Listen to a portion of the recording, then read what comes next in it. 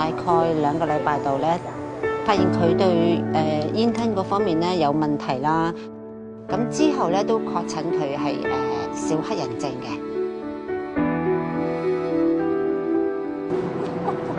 佢呢個症狀全世界得250個，係好罕有嘅。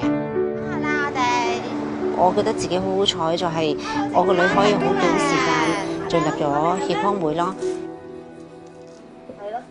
做完評估之後，發覺各方面都係需要幫助嘅。時老師我叫佢同佢哋大叫特徵啦，小黑人症就係啲筋腱比較緊嘅。呢部深層軟組織治療機咧，其實就係幫助佢可以放鬆一啲肌肉同埋筋腱嘅，係啦。咁比起傳統嘅拉筋咧，其實晴晴咧就會比較接受多一啲咯。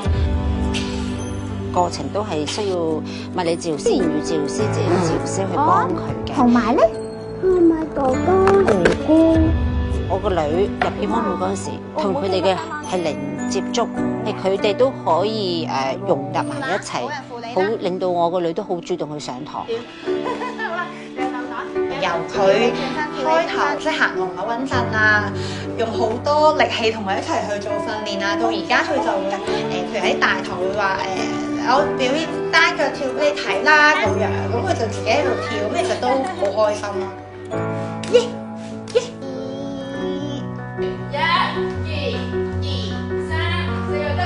好 surprise 啊！個個都好 surprise， 進步得真係好快。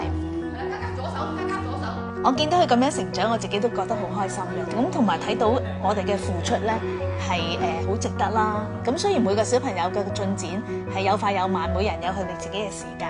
咁但係只要你努力去付出，佢總有一日係漸漸會進步嘅。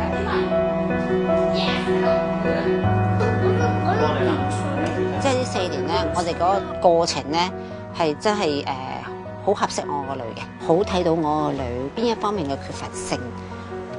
哇！好犀利，真係好犀利，好犀利！針對性去幫到佢，都唔需要再覆診啦。唔使再好似以前咁樣咧成日醫院啊，治療方面咁樣奔走啊咁樣咯。係啦，佢自理能力、刷牙、去洗手間啊、換衫啊，佢全部都可以自己做到。